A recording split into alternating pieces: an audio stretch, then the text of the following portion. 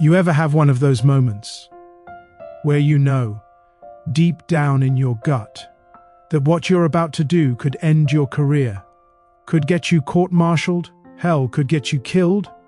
Yeah, I had one of those. Afghanistan, 2011, Helmand Province. I was a staff sergeant with the 75th Ranger Regiment, and we had orders. Clear orders. The kind that come down from way above your pay grade, stamped and signed by people who've never felt the dust of Kandahar in their teeth. But sometimes orders don't account for the human factor, for the lives hanging in the balance, for the choice between following the rules and doing what's right.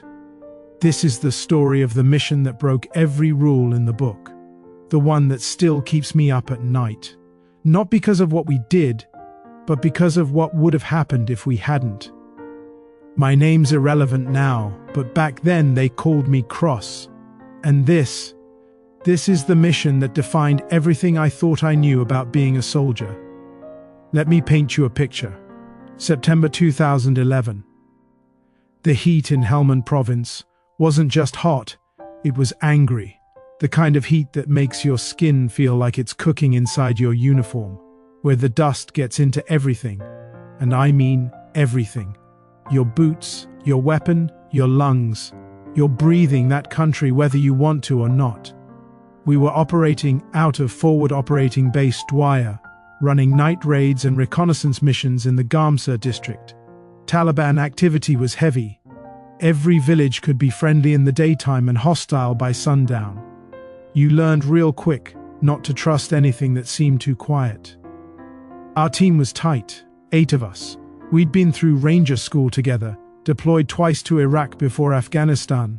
There was Martinez, our medic, best damn combat lifesaver I ever knew. Johnson on comms could talk his way through a satellite phone with duct tape and a prayer. Williams, our youngest guy, 22 years old, scared as hell but never showed it. And then there was Lieutenant Morrison. Now Morrison was by the book. And I mean every single page. West Point grad, came from a military family going back to World War II. His grandfather was at Normandy.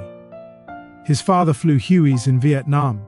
Morrison had a lot to live up to, and he wore that pressure like body armor. Me? I'd come up through enlisted ranks. Started as a private, clawed my way to E-6. I didn't have a legacy to protect. I just had my guys. The mission brief came down on September 19th. Intelligence had tracked a high-value target, some Taliban commander coordinating IED placements along Route 611. Our orders were simple: observe and report. Do not engage unless fired upon. Command wanted to coordinate a larger strike with air support within 72 hours. Observe and report.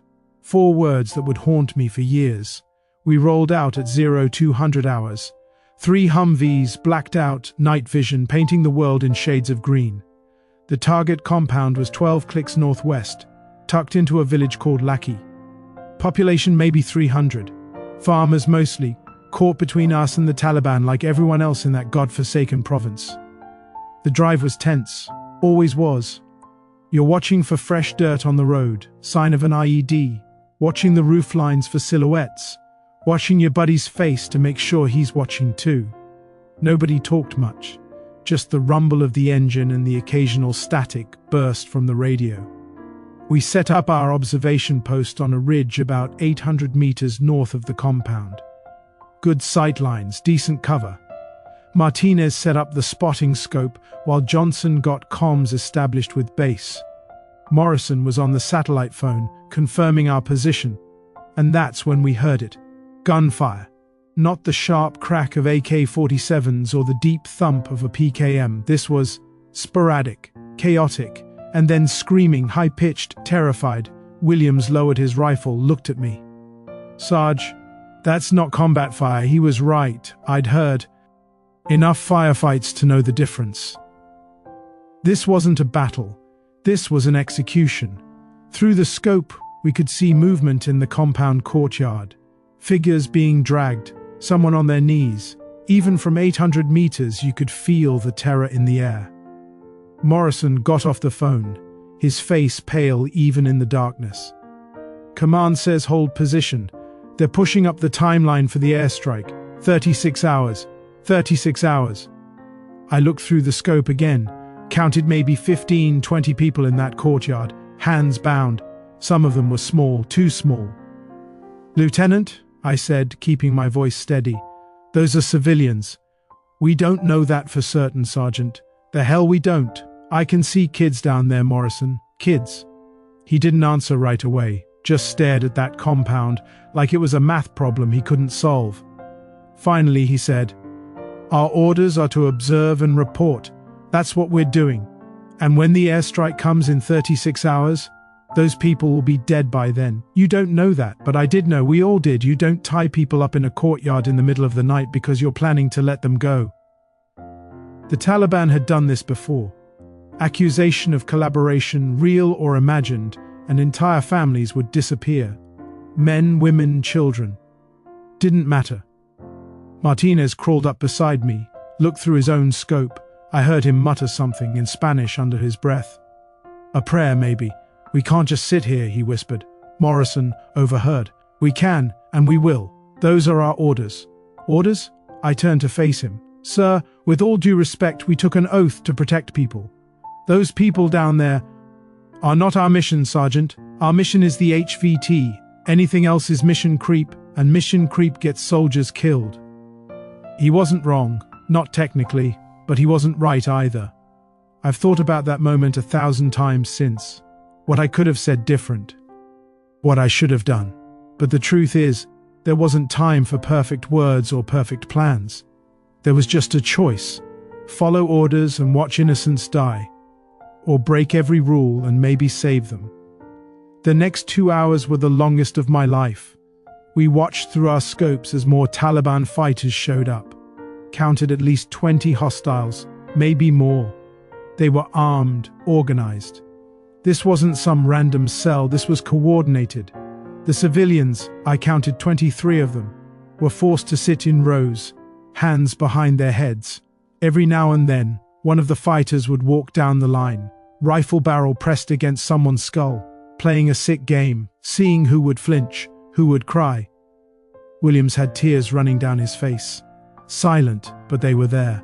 Johnson kept checking his radio, like maybe headquarters would suddenly change their minds and give us the green light. They didn't. At 0430, just before dawn started to break, we heard the first shot. Single round. One of the prisoners dropped forward. The others started screaming, crying, begging in Pashto. The fighters were laughing. That's when I made my decision. Martinez, Johnson, Williams, on me, gear up. Morrison grabbed my arm. Sergeant Cross, stand down, that is an order. I looked at him, really looked at him. This kid was maybe 25 years old, carrying the weight of 3 generations of military service on his shoulders. He was scared. Not of the Taliban, of making the wrong call. Sir, I said quietly, I'm not asking permission. I'm telling you what's happening. We're going down there. Those rules you're worried about? They were written by people who've never had to watch children get executed. You want to court-martial me when we get back? Fine. But I'm not sitting here doing nothing. If you do this, I can't protect you. I'm not asking you to. I turned to the others. Anyone who doesn't want to be part of this, I understand. This is my call, my responsibility. Nobody moved. Not one of them. Martinez checked his medkit. We came here to fight bad guys and save lives, right? Let's go do that. Johnson nodded. I'm in. Williams, still with tears in his eyes, chambered around. Hoo-ah, Sarge. Morrison stood there for a long moment. Then, slowly, he picked up his rifle. If we're doing this, we do it smart. I'll provide overwatch and call for immediate evac once you're in. But Cross, this is on you, all of it. I know, sir, I know. We move fast, 50-meter intervals, using the pre-dawn darkness as cover. The terrain was rough, loose rocks, scrub brush, dried-up irrigation ditches, perfect for breaking an ankle if you weren't careful. But we'd trained for this, done it 100 times. The plan was simple because it had to be. Simultaneous entry from 3 points. Martinez and Williams would take the east wall. Johnson and I would breach the south gate. Morrison would stay on the ridge with his M110, picking off any fighters who tried to escape or reinforce. We had surprise on our side. Maybe. The Taliban weren't expecting an American strike team to appear out of nowhere when their surveillance told them the nearest coalition forces were 12 clicks away at the Far B. At 0500 hours, with the sky just starting to lighten, we made our move. I remember the weight of my rifle, the sound of my breathing inside my helmet. The way my heart was pounding so hard I thought the Taliban might hear it from inside the compound.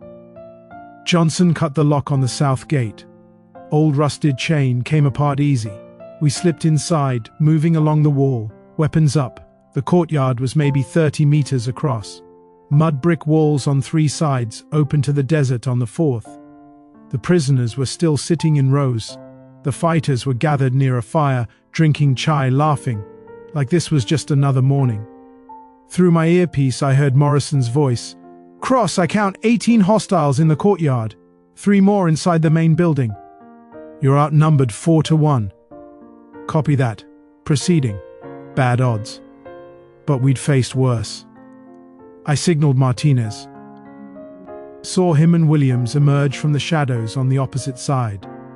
The prisoners saw us first. Their eyes went wide. Some of them started to cry harder. Probably thought we were there to finish the job. One of the Taliban fighters noticed something was wrong, started to turn. That's when Morrison took the shot. Single round, the fighter dropped, and then all hell broke loose. Gunfire erupted from every direction. The prisoners screamed, threw themselves flat. We returned fire, moving forward, trying to get between the civilians and the Taliban. Rounds were snapping past my head, kicking up dirt, ricocheting off the walls. Johnson went left, I went right. Controlled bursts. 2 rounds sent a mass, move, acquire next target. The muscle memory of thousands of hours on the range taking over. Martinez was yelling in Spanish and English, trying to calm the prisoners, get them to move toward cover. Williams was laying down suppressive fire, his M249 tearing chunks out of the mud brick wall where 3 fighters had taken position.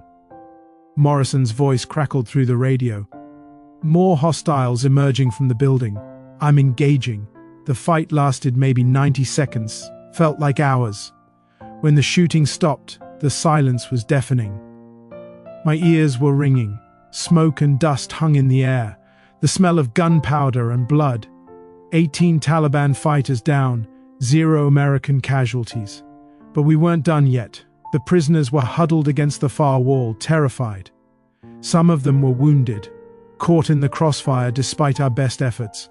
Martinez immediately went to work, triaging injuries, barking orders at Williams to help him. I moved through the courtyard, clearing the bodies, making sure every hostile was down.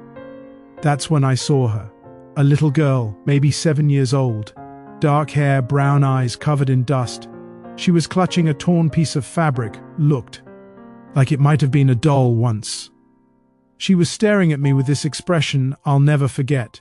Not fear, not relief, just confusion, like she couldn't understand why any of this was happening. I knelt down, tried to make myself smaller, less threatening. "Hey," I said softly. "Hey, it's okay, you're safe now." She didn't speak, just kept staring. Behind me, Johnson was on the radio, his voice urgent. "Viper 6, this is Reaper 2-1. We have 23 civilian personnel requiring immediate evac. Multiple casualties. Request QRF and air support, over." The response came back fast. "Reaper 2-1, say again your last. You are not authorized for engagement. Repeat, not authorized." Johnson looked at me. I took the radio. "Viper 6, this is Cross. Authorization or not, engagement is complete. We have civilians who will die without immediate medical attention. Get us that evac. Now. Static." Then a different voice. Older. More authority. "Reaper 2-1, this is Colonel Briggs. Explain your situation." I did. Short version, the executions, the decision, the firefight, the civilians. More static. longer this time. I could almost hear the panic at headquarters, the frantic checking of row documents, the calls being made up the chain of command. Finally, QRF is en route. ETA 20 minutes, medevac right behind them. Hold your position. And Sergeant Cross, we'll discuss this when you get back. Yeah, I bet we would. The sun was fully up now, painting the compound in shades of gold and orange. Beautiful if you didn't look at the bodies, if you didn't smell the blood. Martinez had stabilized the worst of the wounded. 3 people hit during the firefight. One of them was an old man, maybe 70, took a round through the shoulder. Martinez had him patched up, IV in, talking to him in broken Pashto mixed with English, keeping him calm. The little girl was still watching me. I reached into my pack, pulled out an MRE, grabbed the Skittles packet. We always save those for moments like this. Offered them to her. She hesitated, then slowly reached out and took them. Didn't open them, just held them like they were precious. Her father, at least I assumed it was her father, approached me. Older guy, maybe 40, with a graying beard and eyes that had seen too much. He put his hand over his heart, bowed slightly. "Thank you," he said in heavily accented English. "Thank you." I didn't know what to say. What do you say to someone you just saved from execution? "You're welcome, no problem, all in a day's work." "You're safe now," was all I could manage. "Help is coming." He grabbed my hand, squeezed it hard. "You break their rules for us. You are good man." Morrison had come down from the ridge, was standing at the edge of the courtyard. His face was unreadable. He looked at the prisoners, at the dead Taliban, at me. "QRF will be here soon," he said quietly. "We'll need to give statements, lots of them." "I know, sir. This is going to be a shitstorm, Cross. You know that, right?" "I know." He was quiet for a moment. Then, for what it's worth, "You made the right call. I should have made it with you. But I was too scared of what it would cost." "It's okay, Lieutenant. We all make choices." "Yeah. And you made the hard one." The QRF showed up 19 minutes later. 4 Humvees, a platoon of infantry, and 2 Blackhawks for medevac. The seriously wounded were loaded first, then the others. The little girl wouldn't let go of her father's hand the whole time. Even when the medics tried to check her over, she clung to him. As the helicopters lifted off, banking south toward the FOB, I watched them disappear into the bright morning sky. 23 people. 23 lives that would have been snuffed out if we'd followed orders. The after-action report took 6 hours. Then came the debriefs. Then the investigation. Article 32 hearing. That's the military version of a grand jury. They charged me with disobeying a direct order, unauthorized engagement with hostile forces, and reckless endangerment. Martinez, Johnson, and Williams all stood up for me, said they'd made their own choices, that I hadn't forced anyone. Morrison told the truth, said he'd given me an order to stand down and I'd refused. But he also said he believed it was the right tactical decision given the circumstances. The proceedings dragged on for weeks. I was restricted to base, weapon confiscated, basically in limbo. I didn't know if I'd end up in Leavenworth or back on active duty. My commander at the time, Colonel Briggs, the same guy from the radio, called me into his office one afternoon. I thought that was it, the final word. He told me to sit down, poured 2 cups of coffee, real coffee, not the instant stuff, pushed one across the desk to me. "Sergeant Cross," he said, "you put me in an impossible position. You violated direct orders. You endangered your team. You engaged in combat operations outside of authorized parameters. By every regulation we have, I should throw the book at you." I nodded. "Yes, sir, I understand, but..." He paused, took a sip of his coffee. "Intelligence confirmed that compound was being used for Taliban executions. Those civilians you saved. 3 of them were AMP officers, Afghan National Police, who'd been captured for cooperating with coalition forces. 5 were their family members. The rest were villagers accused of informing." He pulled out a folder, slid it across the desk. Inside were photos. The little girl with Skittles, her father. Others I recognized from that morning. Every single one of them would be dead right now if you'd followed orders. The airstrike was scheduled for 38 hours after you made contact. By then, there wouldn't have been anyone left to save. I stared at those photos, faces I'd see in my dreams for years. So here's what's going to happen, Briggs continued. Officially, you're receiving a letter of reprimand for disobeying orders. It'll go in your file. Might affect your next promotion. My heart sank. Unofficially, he smiled slightly. The army can't exactly publicize that we considered letting Allied police officers and their families get executed for operational convenience. So your letter of reprimand will be accompanied by a classified citation for valor. Can't tell you what it says, can't tell you if there's a medal attached. But it'll be there, for the people who matter to see. I didn't know what to say. You made an impossible choice, Sergeant. The kind of choice that separates good soldiers from great ones. Don't make a habit of disobeying orders, but don't ever lose that moral compass either. Dismissed. I stood up, saluted, and walked out of that office feeling like I'd aged 10 years in 10 weeks. 3 months later, we rotated back to the States. Came home to Fort Benning, Georgia. There was a formation, a ceremony. We were welcomed back, thanked for our service. Politicians gave speeches about freedom and sacrifice. People clapped. But I couldn't shake that morning in Lackey. The sound of the gunfire, the smell of the dust, the weight of that little girl's stare.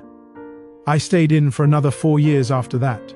Did another deployment to Afghanistan, one to Syria, eventually made Sergeant First Class. But that mission, that single decision to break the rules, it defined everything that came after. People ask me sometimes if I'd do it again. Knowing what it cost, the investigation, the reprimand, the sleepless nights wondering if I'd made the right call. And the answer's always the same in a heartbeat. Because here's what I learned that day. Rules exist for a reason. Chain of command exists for a reason. But they're tools, not commandments carved in stone. They're meant to help us make good decisions, not prevent us from making the right ones. There's a difference between being a good soldier and being a good person. Most of the time, those two things line up perfectly, but sometimes, rarely, thankfully, they don't. And when that happens, you have to decide who you are at your core. I still have nightmares about that mission, but they're not about what we did, they're about what almost didn't happen.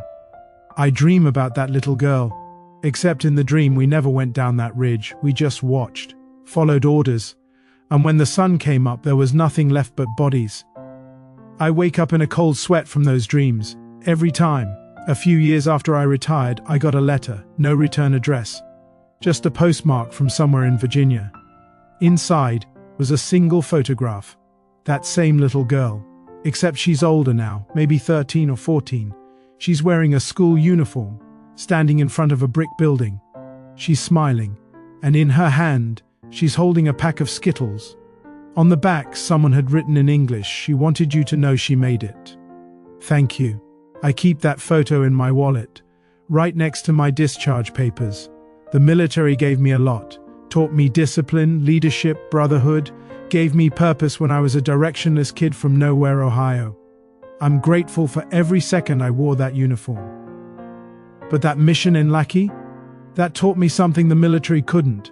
It taught me that courage isn't just about facing down enemy fire or pushing through exhaustion, or following orders even when they're hard. Sometimes, real courage is knowing when to break the rules. When to say, I don't care what the manual says. I don't care what the consequences are. This is wrong, and I'm going to make it right. We live in a world obsessed with policies and procedures, risk management, liability, covering our asses. And I get it, I do. Structure keeps chaos at bay, rules create order. But don't ever let rules replace your humanity. Don't ever let procedures become an excuse for inaction. Because at the end of the day, when you're lying in bed staring at the ceiling, you're not going to be thinking about whether you followed protocol. You're going to be thinking about the people you saved, or the ones you didn't. I'm not special. I'm not some Hollywood hero. I'm just a guy who was in the right place at the wrong time with a choice to make. And I made it. Not because I'm brave, not because I'm righteous, but because I knew I wouldn't be able to live with myself if I didn't. 23 people are alive today because we broke the rules. They have jobs, families, futures. That little girl, she's probably in high school now. Maybe she'll go to college. Maybe she'll become a doctor or a teacher or an engineer. Maybe she'll have kids of her own someday, and she'll tell them about the morning when everything changed. That's what we saved. Not just lives, but possibilities. Futures that deserve to exist. So if you take anything from this story, let it be this: follow the rules. Respect authority. Honor the structures that keep society functioning. But never, never let those things turn you into a bystander when everything inside you is screaming to act. The world doesn't need more people who know how to follow orders. It needs people who know when not to. It needs people who'll stand up and say, "Not on my watch," even if it costs them everything. I'd do it again, 1,000 times over, no question. Because some things are worth more than careers, more than medals, more than safety. Some things are worth breaking every rule in the book. And human life? 23 human lives? That's worth all of it and more. Stay safe out there. Take care of each other. And when that moment comes, and it will come in some form for all of us, I hope you make the choice you can live with. Not the easy one, the right one.